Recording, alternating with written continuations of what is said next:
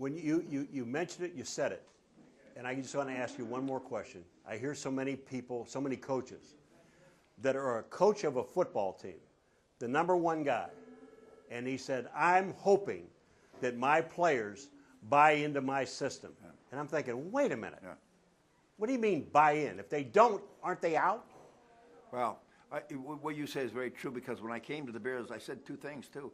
And I said, I got good, I told the guys, I got good news and bad news. The good news is when I came, we're going to win a Super Bowl here. And the bad news, a lot of you guys aren't going to be here. Now, that was a fact. But there were a lot of pieces in place. I mean, I had great football. I mean, Steve was there, and Dan, and Walter, and Suey. I mean, there were Fensick. There were a lot of guys. Otis. I mean, Singletary. But there were guys that weren't in place. We needed a wide receiver with speed. We got Willie Gall. We had Dennis McKinnon. We brought in Richard Dent. We needed a quarterback. We drafted McMahon. So we put the other offensive linemen in place. Jim Covert at left tackle. We had Van Horn. So we put all the pieces. And when he got it together, I mean, it was like, hey, it's like a guy who makes a painting and go, hey, this is pretty damn good. It was. I mean, and let me tell you about great coaches.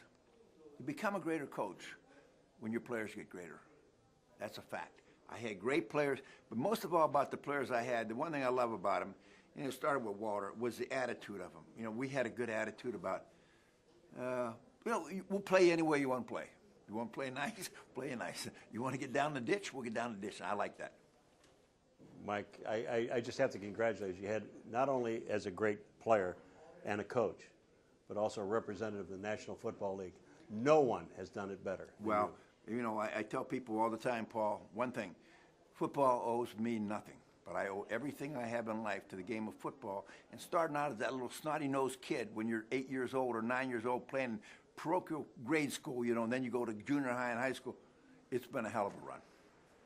Thanks, so the going up was worth the coming down.